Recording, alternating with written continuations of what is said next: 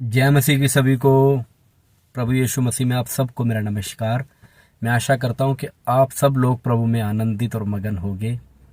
और मेरे प्रिय भाई बहनों, मैं आपके सामने कुछ बातें रखना चाहता हूं, प्रभु से जुड़ी हुई बातें, एक व्यक्ति का परमेश्वर के साथ संबंध के विषय की बातें इस प्रकार है कि जब हम प्रभु यीशु मसीह में आ गए और हमने अपना उद्धारकर्ता प्रभु यीशु मसीह को ग्रहण कर लिया है और हमने ये पूरा जांच पड़ताल कर ली है कि इसको छोड़, प्रभु यीशु को छोड़ कोई और उद्धार का रास्ता नहीं है,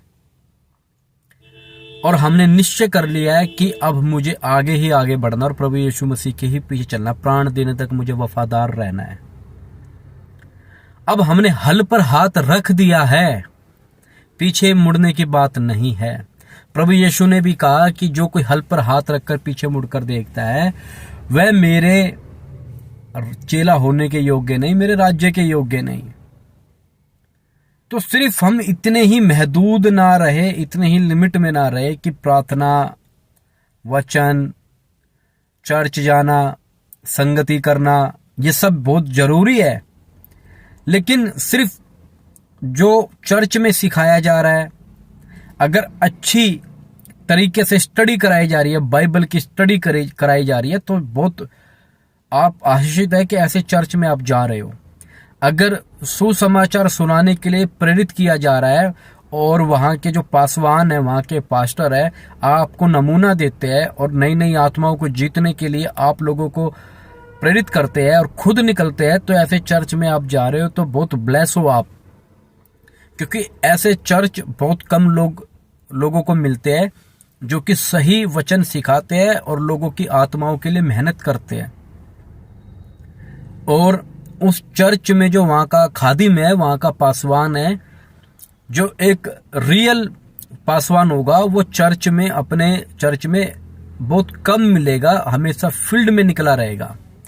चर्च को किसी भाई या किसी बहन एल्डर के हाथ में सौंपकर चला जाएगा और नई नई आत्माओं के पीछे जाएगा, और जब कभी वापस आएगा तो उस भाई को जिसको छोड़कर गया था उसको साथ ले जाएगा, फिर एक नए भाई को छोड़कर जाएगा, क्योंकि जो भाई रह गया था पीछे वो फिर लोगों को तैयार करता है। इस प्रकार सेवा में, फील्ड में लोग आगे निकलते हैं।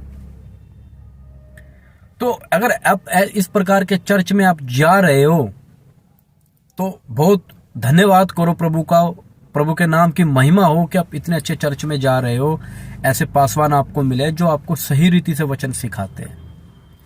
मेरा बताने का मतलब, आप उन लोगों से दूर रहो जो सिर्फ संडे वर्शिप करते हैं, वही पुरानी बातें जो चली आ रही है, वही पुराने सब्जेक्ट, वही गिने चुनी बातें, वही रिपीट होती है। तो उन लोगों से आप दूर ही रहो, क्योंकि वो लोग ना तो खुद जानते हैं और ना दूसरों को सिखा सकते हैं।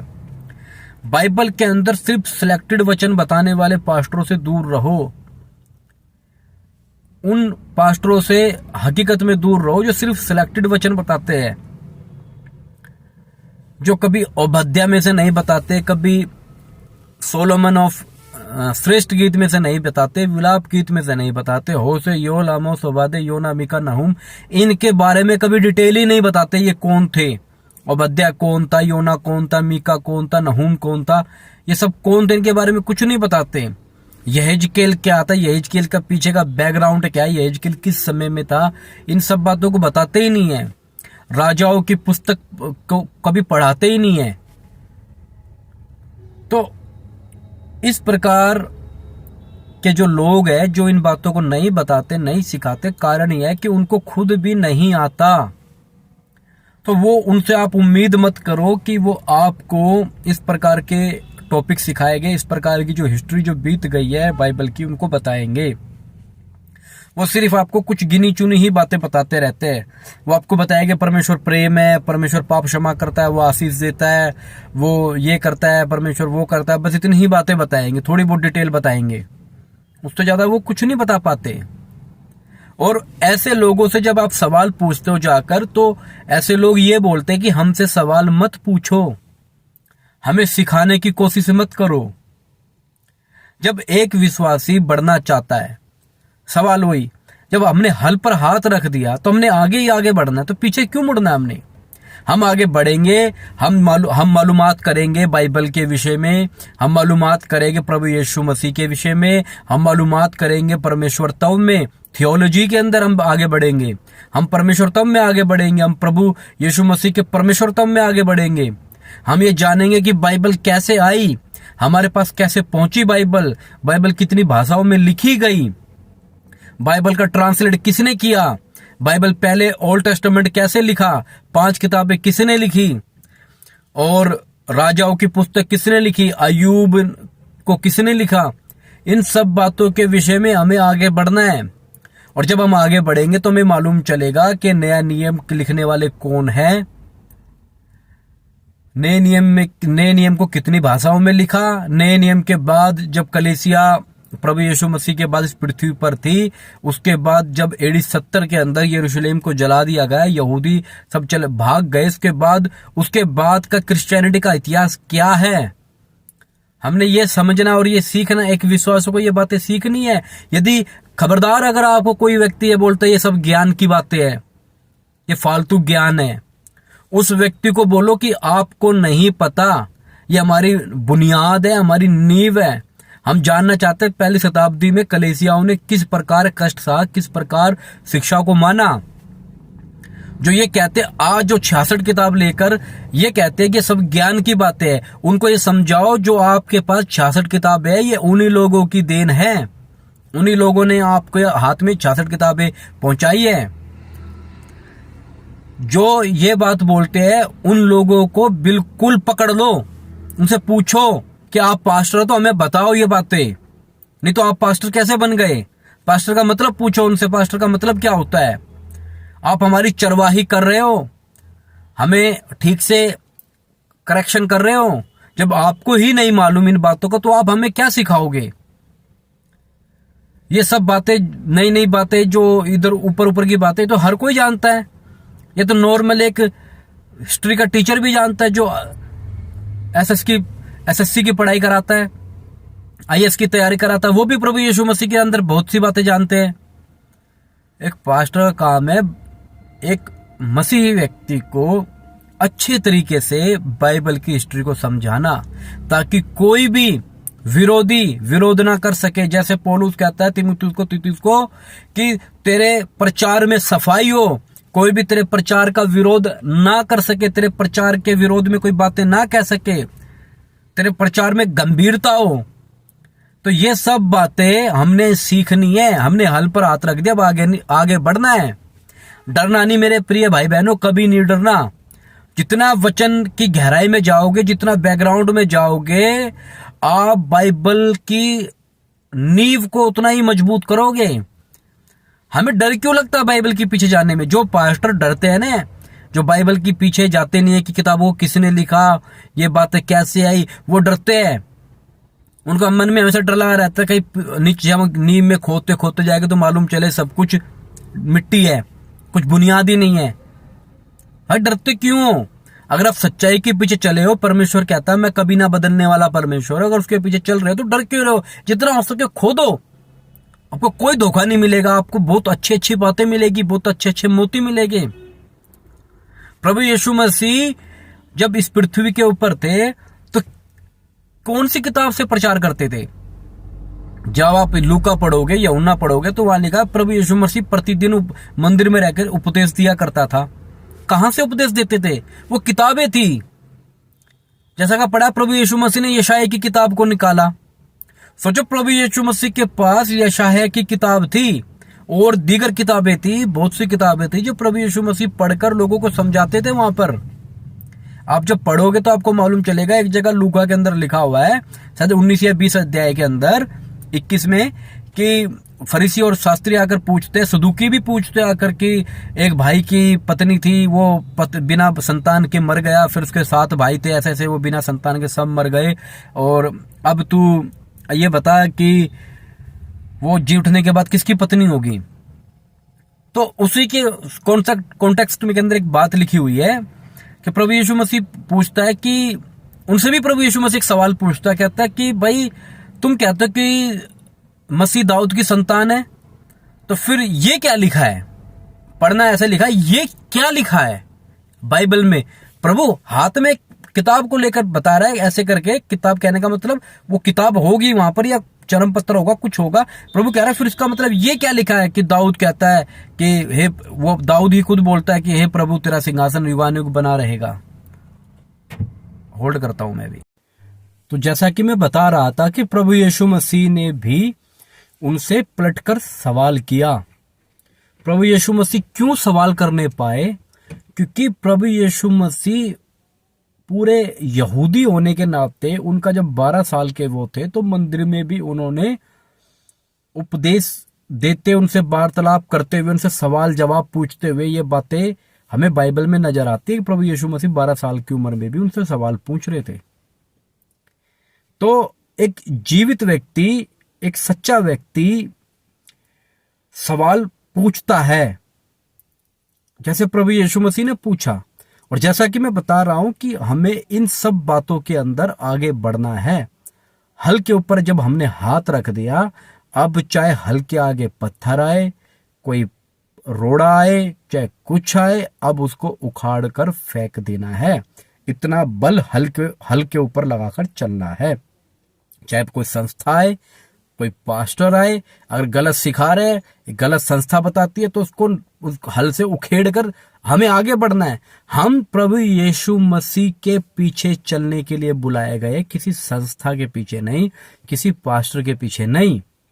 इसलिए मेरे प्रिय भाई बहनों, हमेशा बाइबल जो बताती है, बाइबल जो समझाती है, परमेश्वर का वचन जो बताया जाता है, उसको पढ़ो, उसको समझो। बाइबल से मुतल्लिक जो भी बातें हैं उनको समझकर ही ठीक ठीक उसका बखान करो और उसको समझो उन बातों को। तो परमेश्वर का वचन हमें इस रीति से सीखना है, हमें बहुत आगे बढ़ना है। अभी मैं भी अभी बहुत कुछ प्रभु मुझे सिखा रहा है, मैं सीखता जा रहा हूं। अभी तक मुझे ऐसा लगता है अभी तो कुछ भी नहीं जानता। जितना मैं आगे बढ़ता जाता हूं, जितना मैं सीखता जाता हूं, मुझे ऐसा लगता है कि अभी तक तो कुछ सीखा ही नहीं। ये क्या सीख रहा हूं? अभी तक तो बहुत कुछ सीखना है। आत्मा में बढ़ने के लिए जब तक सही जानकारी मालूम नहीं होगी, आप कैसे बढ़ पाओगे? जब आपको ये ठीक मालूम ही नहीं होगा कि ये बात गलत है, तो आप तो उस काम को करते जा रहे हो। आपके विवेक के अंदर वो बात बैठ गई और आपको लग रहा है कि नहीं ये काम गलत है, बस ये काम गलत है। बाद में पता लगता है कि ये काम तो ठीक था, और जो काम आप करते जा रहे हो बाद में पता लगता है कि वो काम गलत है। तो इस रीति से जब तक आप संपूर्ण तरीके से, बिल्कुल स्पष्ट तौर से, बिना मिलावट के वचन सीखोगे, तो आपको सही सही मालूम चलेगा।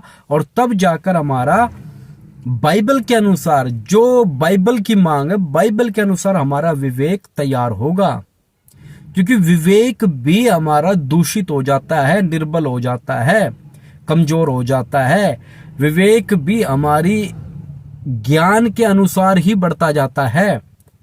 जब मुझे कोई चीज का मालूम ही नहीं है, तो मेरा विवेक वहां दोष नहीं देगा मुझे, क्योंकि मैं जानता ही नहीं उस चीज के बारे में। मुझे भले और बुरे की पहचान नहीं है। जैसा इब्रानी में लिखा है कि भले और बुरे की पहचान अभ्यास करते करते हम क्या होना, हमें निपुण होना है। तो जब हमें ये बातें मालूम चलेगी, तब जाकर हमें ये समझ आएगा कि ये काम गलत है। अब तक हम ये करते हुए आ रहे थे। प्रभु में आने के बाद खाली प्रार्थना करने से, वचन पढ़ने से हमें नहीं मालूम चलेगा बहुत सी बातें कि गलत क्या है। हम प्रभु में आ गए, हमें बहुत सी नैतिक बातें भी मालूम कर चलनी चाहिए कि नैतिक बातें क्या, समाज के अंदर किन बातों को गलत माना जाता है, किन बातों को सही माना जाता है। कई लोगों को सामाजिक विवेक है, कई लोगों का संस्थाई तरीके से विवेक बना हुआ है, कई लोगों का पास्टर के टीचिंग के अकॉर्डिंग विवेक है। लेकिन मैं ये कहता हूं मेरे प्रिय भाई बहनों कि आप लोगों का विवेक बाइबल के अनुसार, बाइबल पर आधारित विवेक आपका तैयार हो। जिस बात को बाइबल गलत बताती है उसी बात को गलत हमारे विवेक माने, और जिस बात को बाइबल सही बताती है उस बात को हम सही माने। इस बात को आप ध्यान रखें मेरी इस बात का। कई बार हमारा विवेक हमें धोखा दे देता है। हमारी नॉलेज के अकॉर्डिंग हमें जितना मालूम है उतना ही विवेक हमें बताता है, उसके अनुसार हमें मालूम नहीं चल पाता। मैं बताऊं, आज से जब काफी साल पहले मैं नया नया विश्वास में आया था, तो मुझे नहीं मालूम था कि फिल्मी गाने सुनना, ये सब संसारिक गाने सुनना, ये सब गलत है। मुझे मालूम ही नहीं था। मैं प्रभु में प्रार्थना में जाता था, वचन सुनता था, बाइबल पढ़ता था, मुझे मगर ये बात मालूम नहीं।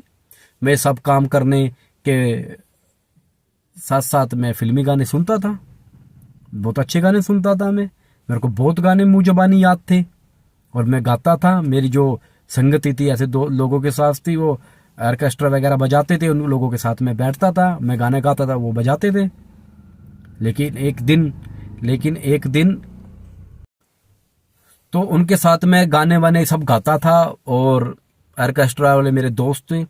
तो एक दिन मुझे क्या मालूम चलता है, एक प्रभु के दास मुझे मेरे साथ गाड़ी में बैठते हैं और हम कहीं जाते हैं, तो मैं उनको बोलता हूँ पास्टर जी गाने चला दूं? तो वो बोलते हैं कौन से गाने? मैंने कहा जी फिल्मी गाने। तो मुझे बोलते हैं कि आपको मालूम नहीं है कि ये फिल्मी गाने सुनना ये ठीक नहीं है, ये आत्मिक लोगों के लिए ठीक नहीं है, मसीह लोगों के लिए ये सब पाप है। मैं बड़ा सोच में पड़ गया। इतने दिन से वचन पढ़ रहा हूं, प्रार्थना कर रहा हूं, मुझे मेरे विवेक ने क्यों नहीं बोला? क्योंकि मेरा विवेक मुझे उतना ही बताएगा जितना मुझे मालूम है। जब एक प्रभु के दास ने मुझे ये बात बताई तो मेरे विवेक के अंदर वो बात गई, और उस दिन के बाद जब भी मैं कभी ये फिल्मी गाने सुनता हूं तो मुझे क्या लगने लगा, मुझे दोष आने लगा, ये गलत है, इसको बंद कर, ये गलत है, ये बंद कर। फिर प्रभु के अनुग्रह से मैं जयवंत हुआ। उन फिल्मी गानों के ऊपर मैंने फिल्म देखना, सब कुछ करना छोड़ दिया, मैं जयवंत हुआ। ये तो सिर्फ रही एक फिल्म में गाने सुनने की बात। मैं आपको स्टार्टिंग की घटना बताता हूं। जब मैं प्रभु यीशु मसीह ने मुझे बुलाया और जब मैं प्रभु यीशु मसीह में आया तो मेरे अंदर एक भक्ति का भाव जाग गया था कि मैं भक्ति में आ गया हूं। और मैं तो एक अपने समय में एक अय्यास था, अपनी मनमर्जी के अनुसार जीता था, जैसे मेरा दिल करता था वैसे जीता था, मुझे कोई मतलब तो था नहीं। लेकिन जब प्रभु ने मुझे बुलाया तो मेरे अंदर एक भक्ति जाग गई, और भक्ति जाग गई तो अभी ऐसा होने लगा कि मैं वेडनेसडे को एक हाउस मीटिंग में जाता था प्रेयर में, तो ऐसा होने लगा कि मेरे अंदर भक्ति जाग गई। तो मैं सोमवार को, अब समझ जाना, सोमवार को मैं पूजा करता था, मंगल को मैं बचपन से मैं अखाड़े में जाता था, तो मंगलवार को जिस दिन जो डे होता उस दिन उसकी पूजा करता था, वेडनेसडे को प्रेयर में जाता था, थर्सडे को एक और जगह जाता था, फ्राइडे को एक और की पूजा करता था, और फिर घर में बहुत सारी मूर्तियां लगी थी वहां भी पूजा करता था मैं, और उनके आगे भी सब कुछ करता था, और फिर प्रार्थना में भी जाता था। तो मुझे पता ही नहीं, स्टार्टिंग दौर था, मुझे मालूम ही नहीं, बाइबल पढ़ता नहीं था, सिर्फ सुना इतना जाता था। लेकिन इस विषय में भी एक प्रभु के दास ने एक दिन वचन में जब बताया किसी ने कि ये सब ऐसे और ये वो, मुझे मालूम चला अरे मैं कर क्या रहा था। और देखो मजे की बात बताता हूं, मेरे साथ मुझसे भी पुराना एक मेरा विश्वासी दोस्त, उसको ये बातें बताता हूं कि मुझ में भक्ति का भाव जाग गया और मैं ऐसे ऐसे करता हूं। उसने एक बार भी मुझे ये नहीं बोला भाई तू ये गलत कर रहा है। उसने कभी मुझे इस बात के लिए टोका ही नहीं कि तू गलत कर रहा है, मूर्ति पूजा नहीं करनी चाहिए, सब बातें नहीं करनी चाहिए। और आज देखो वो व्यक्ति वहीं का वहीं है, प्रभु ने अपना अनुग्रह दिया, क्योंकि बाइबल में जो लिखा मैंने उसको मानना और उसको मानने के लिए कोशिश करता हूं, और आज भी बढ़ता हूं कि प्रभु मुझ पर अपना अनुग्रह दे ताकि मैं तेरी आज्ञाओं को मान सकूं। जैसा उन्होंने बोला मैंने वैसे अपने कमरे सब कुछ निकाल कर बाहर फेंकना चालू कर दिया धीरे धीरे। ये स्टार्टिंग है। फिर आके मुझे मालूम चला गाने सुनना भी गलत है। ऐसी धीरे धीरे धीरे मैं बढ़ता जा रहा हूं, तब मुझे मालूम चलता जा रहा अच्छा ये भी गलत है, अच्छा ये भी गलत है, अच्छा ये भी गलत है, अच्छा आत्मिक तौर पे परमेश्वर के साथ बढ़ने में अच्छा ये भी एक रुकावट है, इसको भी दूर करो, अच्छा ये भी एक रुकावट है, इसको भी दूर करो। भाई जब तो कोई बताएगा नहीं तो मुझे मालूम कैसे चलेगा? इसी मुताबिक जब आपको यही नहीं मालूम कि बाइबल का पीछे का बेस क्या है, बाइबल के पीछे की उद्देश्य क्या है, बाइबल का पीछे का उदाहरण क्या है, तो सच्चाई कैसे प्रकट होगी आप लोगों के सामने? कैसे इस चीज को बता पाओगे आप? बाइबल का एक बाहरी संदर्भ है, आउटर कॉन्टेक्स्ट है बाइबल का, और एक इनर कॉन्टेक्स्ट है, उसके अलावा एक स्पिरिचुअल कॉन्टेक्स्ट है। तभी तो हम रिलेट कर पाते हैं ना कि अदन के अंदर जो परमेश्वर ने बोला किस तरीके का संतान आएगा, और फिर क्रूस के ऊपर जो खुल्लम खुला तमाशा बनाया शैतान का, वो कैसे रिलेट हो पाता है? जबकि वहां ऐसा कुछ लिखा तो है नहीं। वो स्पिरिचुअल कॉन्टेक्स्ट है, एक इनर कॉन्टेक्स्ट है, एक आउटर कॉन्टेक्स्ट है, ताकि हमें समझ आए, हमें समझ आए बाइबल पढ़ते समय बाइबल क्या बात दे रही है। इसी मुताबिक बहुत सी ऐसी बातें जो हमें सीखनी है, समझनी है। और वो कैसे होगी? जब हम वचन को सही तरीके से पढ़ेंगे, वचन से रिलेटेड यानी बाइबल से रिलेटेड किताबें पढ़ेंगे, बाइबल से रिलेटेड बहुत सी हिस्टोरिक जो किताबें उनको पढ़ेंगे, बाइबल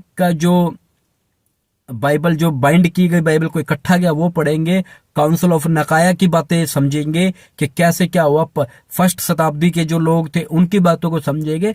भाई अपना पढ़ने में अपना समय लगाओ। अगर पढ़ नहीं सकते तो कहीं ना कहीं यूट्यूब से, कहीं गूगल से, कहीं ना कहीं उनके बारे में जानकारी लो कि क्या है सच्चाई और क्या है सही बात। बाइबल हमारे हाथ में जो दिया है इसके पीछे भी बहुत कुछ है। आप ये ना समझो कि बाइबल ही हमारे पास आ गई तो बस अब हम इधर उधर से नहीं पढ़ेंगे। बाइबल के साथ साथ बहुत सी बातें हैं ताकि जो हमें समझनी है, सीखनी है। हमें ये बातें समझनी और सीखनी है ताकि हमें मालूम चले। तो बस मैं इतना ही कहना चाहता हूं, हल पे हमने हाथ रख दिया है, अब पीछे मुड़कर नहीं देखना, आगे ही आगे बढ़ते जाना है। चाहे कोई संस्था है, चाहे कोई व्यक्ति आए, गलत बात बताता, गलत चीज सिखाता, उसको हटा दो रास्ते से। हमारा उद्धार केवल यीशु मसीह से है, हमारा जीवन यीशु मसीह है, हमारा शरण स्थान यीशु मसीह है, उसके अलावा कोई दूसरा नहीं है। आत्मिकता में बढ़ने के रास्ते में जब हम आत्मिक बनते बनते जाते हैं, हम सॉलिड बनते जाते हैं, तब हमें निर्णय लेने में कोई दिक्कत नहीं होती। पहले एक कमजोर नींव के ऊपर आप बड़ी बिल्डिंग बिठा दोगे तो नींव तो ढहनी ही है। इसलिए पहले अपनी नींव मजबूत बनाओ। हमारी नींव प्रभु यीशु मसीह है। उस नींव जो कभी ना ढहने वाली नींव, उसको एक बार अपनी फाउंडेशन पर बनाने से पहले उसको रख लो, तो उसके ऊपर फिर आप रद्दे रखना चालू करो। क्या कुछ भी हो जाए, यीशु मसीह को छोड़ कोई नींव नहीं है। यह बात समझ आनी चाहिए। फिर आगे बढ़ते जाओ, फिर हमारे पास्टरों से इन बातों से मन हट जाएगा और आगे आगे बढ़ते जाएगा। हमें मालूम चलेगा जो अच्छे पास्टर, अच्छे प्रभु के दास है, अच्छे सिखाने वाले, उनका आदर सम्मान करो, आगे बढ़ते जाओ, उनसे सीखते हुए जाओ। जो बहरूपी है उनको साइड करो, जो ना खुद सुसमाचार सुनाते हैं, ना सुनाने की प्रेरणा देते हैं, उनको हटाओ। प्रभु यीशु मसीह ने साफ साफ बोला है कि बहुत से आएंगे भरमाने वाले। अब आप लोग जो कोई भी सुनेगा इस बात को लगेगा कि मैं भरमा रहा हूं। भाई बाइबल में जो लिखा है मैं वो बता रहा हूं। अगर मैं सच बताने से भरमाने वाला लग रहा हूं तो फिर खुदा ही आपका मालिक है, आपको वही समझा सकते। फिर तो मैं कहीं इधर उधर की बातें नहीं बता रहा, मैं बाइबल से ही बता रहा जो बाइबल में लिखा है। मैं उससे हटकर कुछ नहीं बता रहा। बाइबल की बातों को मजबूत करने के लिए अगर कोई भी इधर से उधर बात रिलेट करके मैं बता रहा हूं तो बाइबल को ही मजबूत कर रही हो बातें। परमेश्वर तब की ही बातों को मजबूत हो रही हो बातें। तो मेरा बताने का मतलब सिर्फ इतना ही था। प्रभु में आगे बढ़ो, प्रार्थना में आगे बढ़ो, वचन पढ़ो, आत्मिकता में आगे बढ़ो। ठीक है। God bless you all. सबको जय मसीह की।